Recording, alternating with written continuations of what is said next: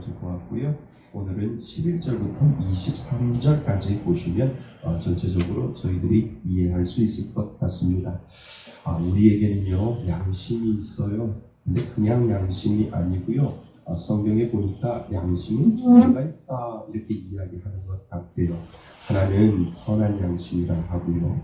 하나는 그 선한 양심에 반대되는 것, 선하지 못한 양심, 악한 양심이다 라고 이렇게 성경은 우리들에게 이야기하는 것 같습니다. 그런데 죄가 우리 안에 들어오면서부터요, 그 양심의 본바탕은 이 선하지 못한 그러한 양심의 본바탕을 우리는 가지고 있지요. 그래서 선하지 못한 양심은 안 가르쳐줘도 그대로 우리 안에 있다라고 하는 거예요. 왜요? 우리가 죄를 지었기 때문에 우리 안에 그 선한 양심이 깨져버리고 우리 안에 자꾸 악한 양심이 우리 안에 그대로 자리 잡고 있기 때문에 가르쳐주지 않아도 배우지 않아도 우리 안에 이 악한 양심은 그대로 있어서 그대로 그것을 가지고 있으면 계속해서 악한 양심 쪽으로 우리는 흘러가기 마련으로 그렇게 되어 있는 거죠. 예를 들어서 무엇인가를 생각할 때 가만히 내두면 나쁜 생각하고 나쁜 마음 갖고 그리고 부정적으로 모든 것을 생각하려는 마음이 우리 안에 있다라고 하는 거죠. 그런데 선한 양심은 내 의지를 자꾸 보여주어야 합니다. 이거 이러면 안 되지. 믿는 사람이 이러면 안 되지 라고 하는 그러한 생각을 자꾸 내 안에 주입을 시켜서 내 안에 자동적으로 놔놓았던 그 악한 양심을 자꾸 머리를 흔들어서 이러면 안 되지. 그래도 믿는 사람이 선한 양심을 가져야지 라고 하는 그 마음으로 내 의지적인 결단이 없으면 우리는 자연적으로 악한 양심 쪽으로 흘러갈 수밖에 없게 우리의 구조, 인간의 구조가 그렇게 되어 있다는 것입니다. 그래서 우리는 쉽게 넘어갈 수 있어요. 예수를 믿어도요. 내가 의지적으로 선한 양심을 가지려고 하지 아니하면 그대로 우리는 때로는 내가 믿는 사람이 아닌 것처럼 악한 양심을 가지고도 또 선하지 못하는 양심을 가지고도 우리는 살아갈 수 있다라고 하는 겁니다. 그래서 믿는다고 하면서도 우리는 나의 본바탕 양심에 끌려 선한 양심을 잃어버리고 악한 양심에 사는 존재, 그게 우리들의 연약한 존재임을 우리 성경은 우리들에게 가르쳐주고 있어요. 그래서 우리는 그러한 모습으로 연약하게 넘어지고 또 이러면 안 되지 하면서 다시 또 일어서고 또 악한 양심이 내 마음 가운데 있으면 또 회개하면서 이러면 안 되지 그러면서 자꾸 우리가 하나님 앞에 회개하고 또 돌아서는 그 의지적인 뭔가가 우리들에게 계속해서 생긴다라고 하는 겁니다. 그런데 믿는 사람도 그런데 믿지 않는 사람은 더 하지 않을까요? 물론 믿지 않아도 선한 양심으로 살려고 노력할 수 있는데 선하지 못한 쪽으로 흘러가는 가능성이 믿는 사람보다 믿지 않는 사람들이 더 많다라고 하는 가능성을 우리는 생각해 볼 수 있다는 거죠. 왜냐하면 무엇인가 나의 기준에 대해서 그 기준이 나를 붙잡아 주지 아니하고 그리고 자신이 의지로 모든 것을 한다라고 하더라도 우리 본바탕에는 이 악한 마음이 있어서 아무리 내가 뭔가를 잡아주는 기준이 없으면 여지없이 우리는 무너질 수밖에 없는 그러한 삶을 우리는 살아가게 되지요. 바울을 고발하는 사람들 우리는 생각해 보아야 하지. 바울을 고발하기 위해 변호사까지 세웠어요. 그 변호사 이름이 누군지 아세요? 몰라도 돼요. 그 변호사 이름이 지난 시간에 더둘로 변호사라고 제가 말씀을 드렸어요. 근데 이 더둘로라고 하는 이 변호사를 그 사도 바울을 참수하려고 하고 사도 바울을 넘어뜨리려고 하는 사람이 이 더둘로라고 하는 변호사를 사가지고 이 변호사를 변호사가 고발하는 장면이 우리가 지난 시간에 보았죠. 나쁜 사람이라고 그리고 이 사도 바울은 정말 나쁜 사람이라고 이 더둘로가 고발하고 있는 장면을 우리가 24장 1절부터 10절까지 보면 그렇게 나와 있다는 거예요.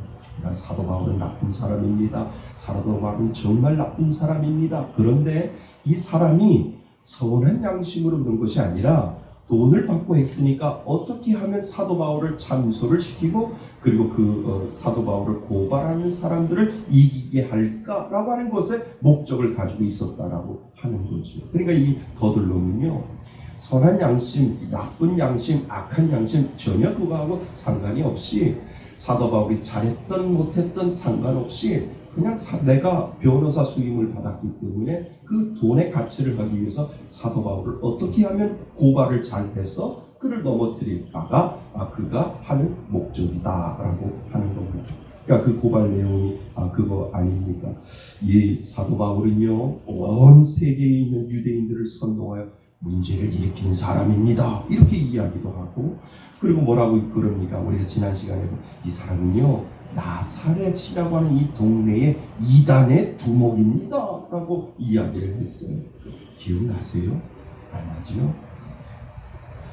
아니, 그 더들로라고 하는 변호사가 24장 1절부터 10절까지 우리가 지난 시간에 보았는데 참소를 하고 고발을 하는데 이 사람은요 아주 나사렛이라고 하는 이단 중에 이단의 우두머리 중에 한 사람입니다 라고 하는 그 고발을 하는 내용이 지난 시간에 있었다라고 하는 거죠. 그러니까 그는 양심에 상관이 없이 그 변호사 일을 한 겁니다. 돈이 되는 일이라면 양심과 전혀 상관없는 일을 그는 하고 있었다라고 하는 것을 우리는 보게 되죠. 그러니까 사도 바울을 고발한 사람을 보면 과연 이들에게는 옳고 그름에 대한 양심은 있는가? 자신에게 불리하고 자신을 힘들게 하고 자신들에게 불이익이 오면 가차없이 제거하려고 하는 양심을 가진 자, 그 양심을 가진 자의 모습을 우리들에게 보여주고 있다라고 하는 겁니다.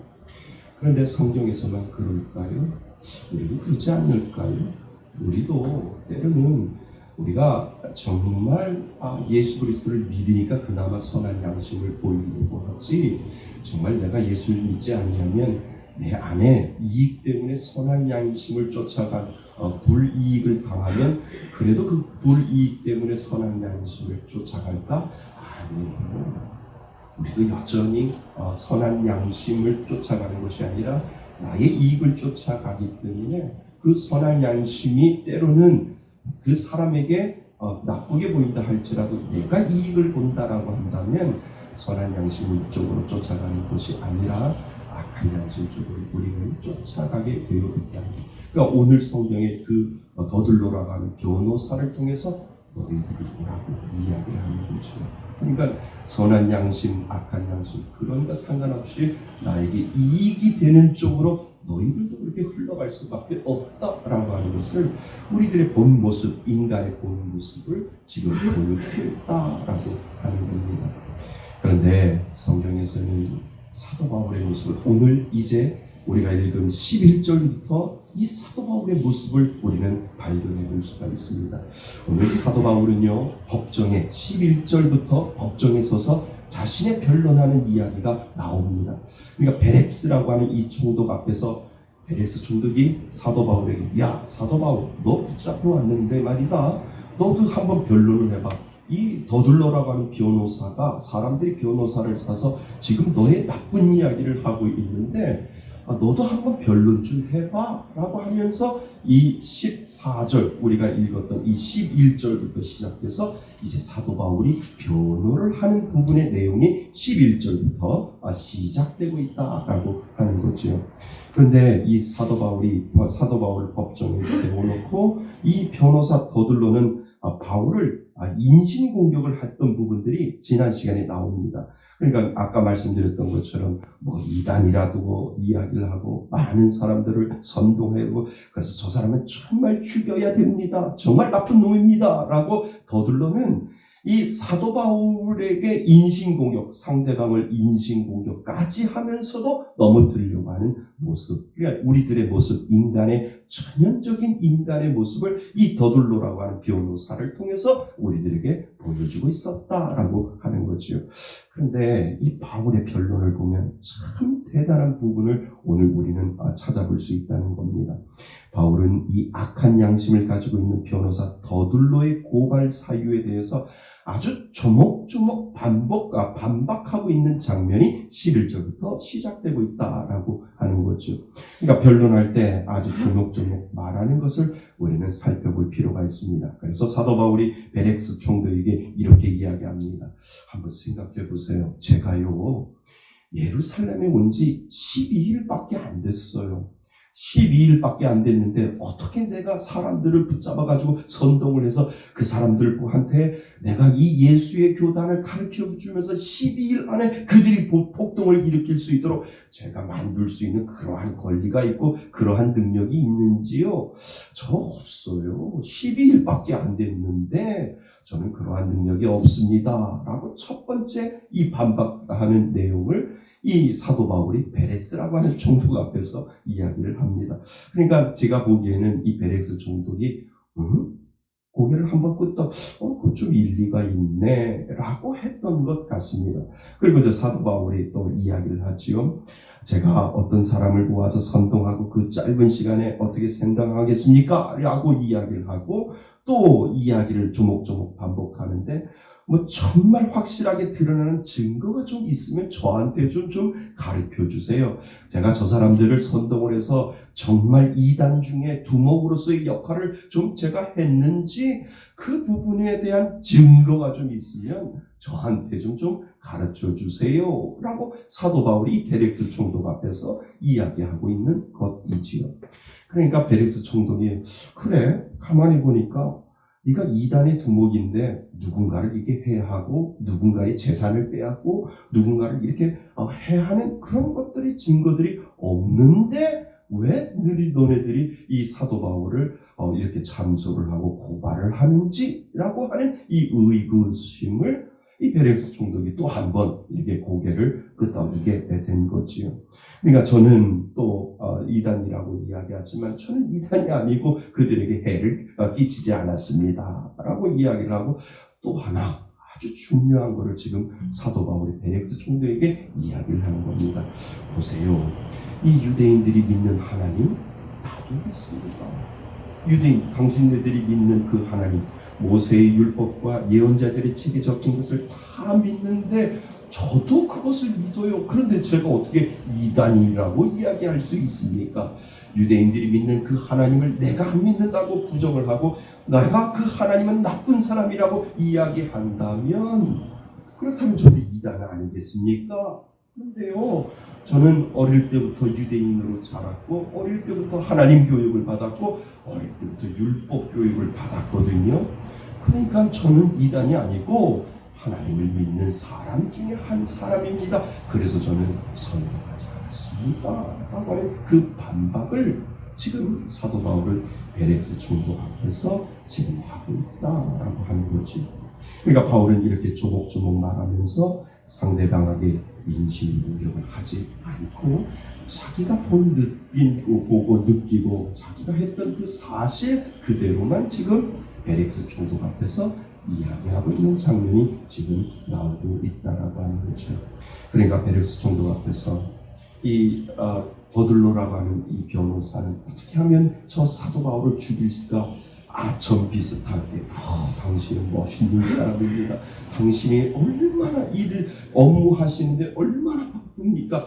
그렇지만 제 말씀 좀 들어보세요. 아주 어떻게 보면 아주 아첨을 하면서 어떻게 보면 아주 비굴하게 행동을 하면서 사도 바울을 어떻게 하면 죽이면 되겠다라고 하는 그 목적을 가지고 선한 양심, 악한 양심 상관하지 아니하고 벨렉스는 그 더들로 변호사는 벨렉스 총독이 그렇게 이야기했다라고 하는 거죠. 그렇지만 사도 바울은 아첨 안 하고 비굴하게 행동도 안 하고 자신을 포장할 의도도 없고 그리고 다른 사람에게 잘 보일 생각도 없고 그저 자신을 보고 듣고 아는 바를 그저 그대로 이야기하는 모습을 우리는 보게 됩니다. 자, 그래서 그는 결론적으로 고백을 해요. 어떤 고백을 하냐면 참 오늘 이것만 기억하면 좋을 것 같습니다. 자, 16절 말씀 같이 한번 읽어볼까요? 16절입니다. 시작. 이것으로 말미암아 나도 하나님과 사람 앞에서 사람에 대하여 항상 양심에 꺼리낌 없기를 힘쓰나이다. 아멘. 이 사도 바울이 이렇게 이야기할 수밖에 없었던 이야기를 지금 16절 말씀에 고백하고 있는, 이거를 한마디로 뭐라고 이야기하냐면, 저는요 예수 믿고요, 제가 다메섹 도상에서 꺾어라지고 나서 예수를 믿었는데 그 예수를 믿고 난 후에 내 안에 예수님이 십자가가 내 안에 들어오고 난 후부터는 하나님을 믿으려고 하는 이 선한 양심, 그러니까 16절에 보면 항상 양심에 뭐 없이 거리낌 없기를 어떻게 한다고요? 힘쓰게 되었습니다 라고 하는 이 고백을 지금 하게 되는 거죠. 그러니까 제 마음속에는 두 양심이 있지만 내 마음속에는 악한 양심도 있고 선한 양심도 있는데, 내가 예수 믿고 난 후에는 내 마음속에 어떻게 하면 선한 양심을 가질까, 이 노력을 저는 오늘도 그치지 아니하고 끝까지 그 선한 양심을 사모하면서 그 선한 양심을 지키려고 저는 노력하고 있습니다. 이 이야기를 지금 사도 바울이 하고 있다라고 하는 겁니다. 여러분, 바울에게 선한 양심이 무엇일까? 우리가 여기서 꼭 기억해야 할 것이 있는데요, 하나님 앞에 떳떳하면 사람 앞에도 떳떳해지는 겁니다. 아멘. 하나님 앞에 떳떳하면, 나는 하나님만 바라보고요, 선한 양심을 지킬 거예요. 어떻게 하면 선하려고 제가 노력할 거예요 라고 하나님 앞에 떳떳하려고 노력하다 보면 사람이 아무것도 안 보여요. 사람 앞에서 떳떳해져요. 그러니까 사도 바울은 이 원리를 가지고 있었던 거죠. 저는 여러분들이 그런 마음 가졌으면 좋겠어요. 사람 앞에서 먼저 떳떳하려고 하지 말고 하나님 앞에서 떳떳하려고 하면 자동적으로 누구 앞에서 떳떳해요? 사람 앞에서. 나는 잘못한 거 없는데 하나님 앞에서 나는 떳떳해요. 하나님 앞에서 나는 정말 비굴하지 아니하고 하나님의 뜻대로 선한 양심을 위해서 저는 오늘도 열심히 주님 앞에서 떳떳하겠습니다 라고 하면 사람이 보이지 않아요. 사람 앞에서 떳떳해지는 그 방법의 원리를 사도 바울이 알고 있었다라고 하는 거죠. 바울이 말하는 선한 양심은 바로 그것입니다. 내가 하나님을 몰랐을 때 그저 내가 잘하면 되겠지라는 생각으로 예수 믿는 자를 잡아서 옥에 넣은 것이, 이것이 선한 양심이라고 생각하는 것, 이제 모든 것들을 다 제해버리고, 이제 내가 깨달았는데 하나님 앞에서 떳떳한 선한 양심을 가지고 하나님 앞에 바로 서 있으면 사람 앞에서 비굴하지 아니하고 사람의 눈을 보지 아니하고 사람을 살피지 아니하고 사람 앞에서 떳떳해질 수 있다라고 하는 것을 이 사도 바울이 일체의 기회를 알게 된 것이지요. 그래서 그 선한 양심은 하나님으로부터 나오게 되는 겁니다. 하나님을 알고 그분이 내 안에 더욱 있다면 결코 비굴하고 아첨하고 변명하는 인생이 아니라 그 선한 양심은 나를 주님을 위해서 살 수 있는 그 힘의 능력을 우리들에게 주실 줄 믿습니다. 하나님이 사도 바울에게 그 힘을 주셨어요.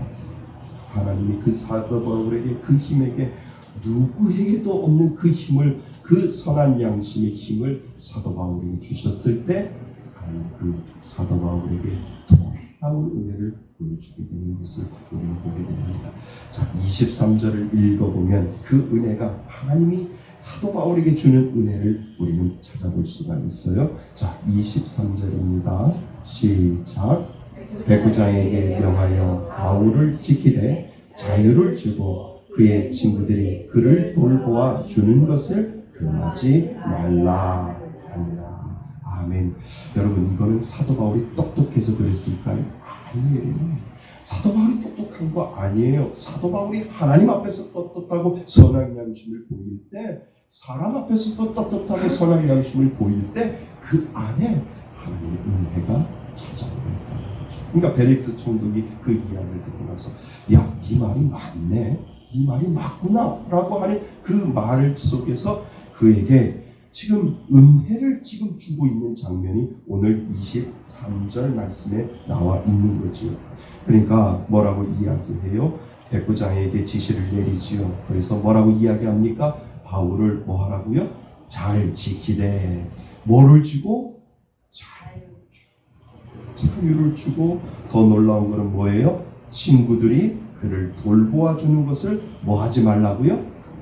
금하지 말라, 막지 말라라고 하는 그 은혜를 지금 이 하나님이 베레스 총독을 통해서, 믿지 않은 베레스 총독을 통해서 그 은혜를 하나님께서 지금 흘려 보내고 있다라고 하는 그 사실을 우리는 기억해야 합니다. 그러니까 하나님의 은혜는 사람을 통해서 오는데, 그 사람을 통해서 하나님이 주실 때, 그 하나님이 주시는 그 선한 양심을 끝까지 지켰을 때 하나님은 이 사도 바울에게 당신의 은혜를 보여주고 있는 장면을 우리는 보게 된다는 겁니다.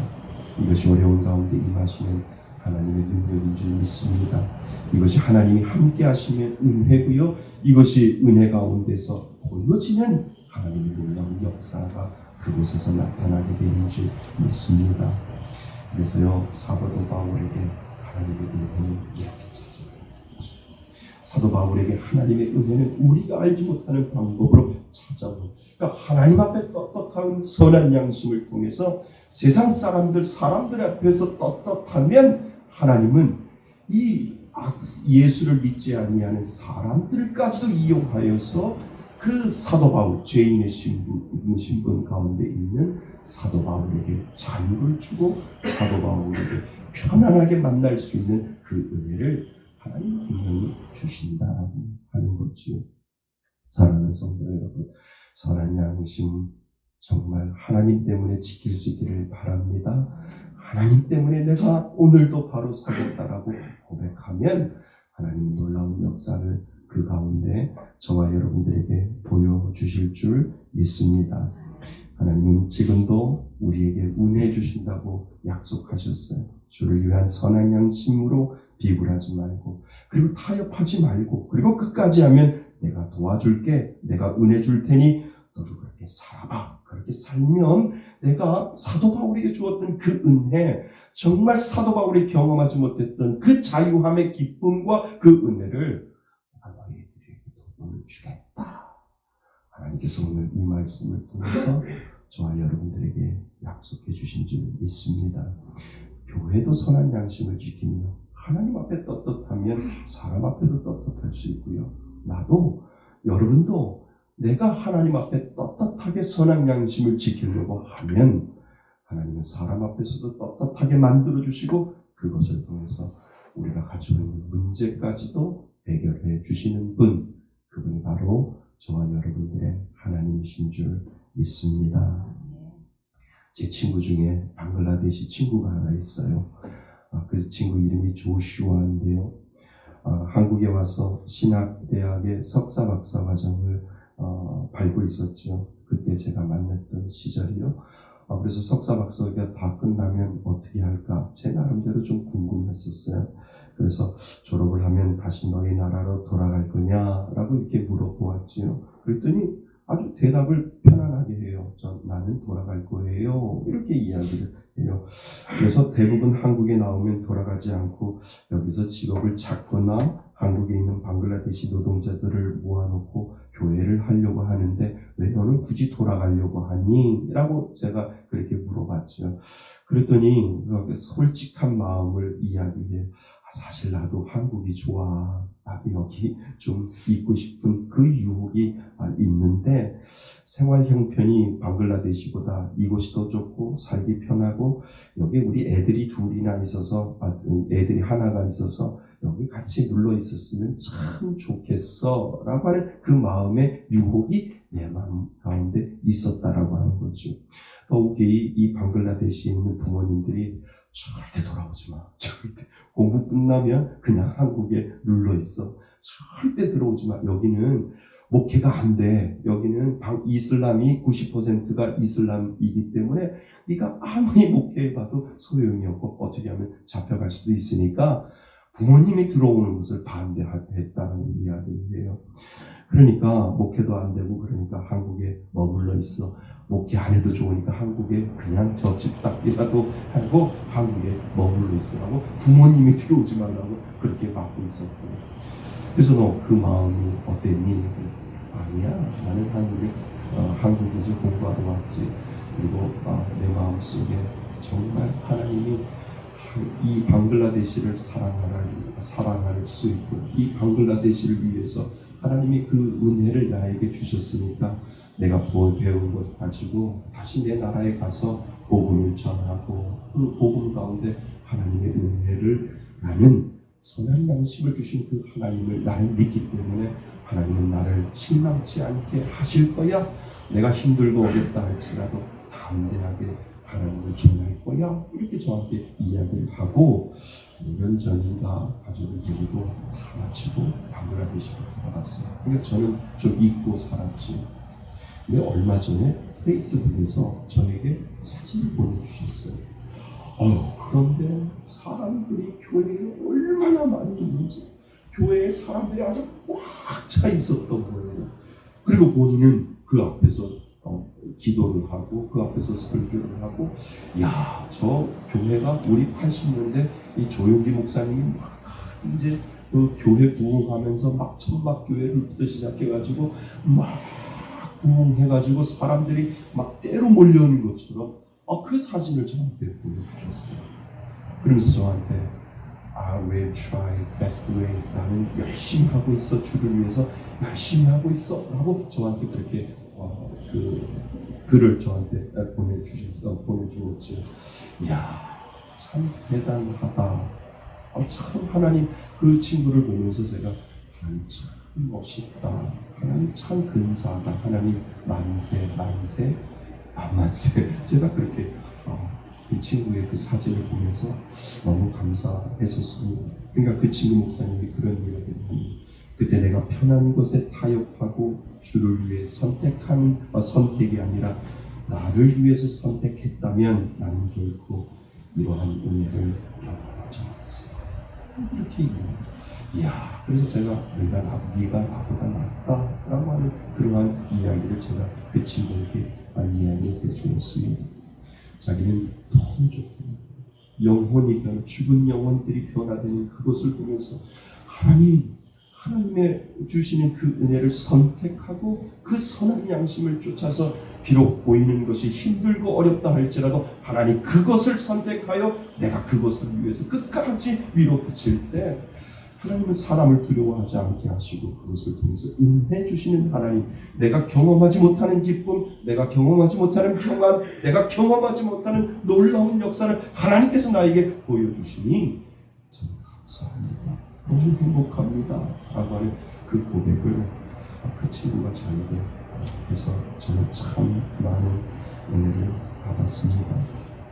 사랑하는 성도 여러분, 마치 사도 바울에게 세상 양심 바라보지 아니하고 선한 양심으로 하나님을 위해 꿋꿋이 불러날 때 하나님이 사도 바울에게 자유를 주고 그리고 그의 친구들이 그를 돌보아줄 수 있는 은혜를 베풀어 주었던 것처럼 제 친구 조슈아 목사님에게도 방글라데시를 향한 하나님의 놀라운 은혜를 그 목사님에게도 주셨던 것처럼 여러분들에게도 그 선한 양심을 지켜나가고 하나님을 두려워하고 하나님 앞에 떳떳한 삶, 선한 양심을 지켜 나아갈 때 하나님 분명히 저와 여러분들에게 그 은혜를 주실 줄 믿습니다. 그리스도인은 예수 믿고 천국 가는 데만 만족하는 사람들이 아니지요. 이 땅에서 하나님의 통치를 받아들이고 양심에 꺼리낌 없이 천국의 복을 누리며 살아가는 사람, 그 사람이 바로 믿는 사람인 줄 믿습니다. 선한 양심을 내 의지를 보여주어야 해요. 악한 양심 가만히 내두고 흘러가는 선한 양심은 이 사도 바울처럼 하나님이 주시는 그 의지를 줄 때 그때 은혜는 저와 여러분들에게 찾아오는 줄 믿습니다. 우리 교회가 그 선한 양심을 지키는 교회 되기를 원합니다. 여러분들이 그 선한 양심을 지켜서 하나님 사람 두려워하지 아니하고 하나님 앞에 떳떳한 그 선한 양심을 지켜 하나님의 은혜를 받겠습니다. 하나님의 은혜를 사모하겠습니다. 하나님의 은혜가 있기를 원합니다. 라고 하는 그 마음으로 살아갈 때 분명히 하나님은 저와 여러분들에게 하는 역사를 보여주실 줄 믿습니다. 그 믿음을 바라보며 하나님 선한 양심 지키며 살아가겠습니다. 그 믿음을 하나님한테 드릴 수 있는 저와 여러분 되시기를 주님의 이름으로 축원드립니다. 아멘. 오늘 주시는 말씀을 가지고 기도하기를 원합니다.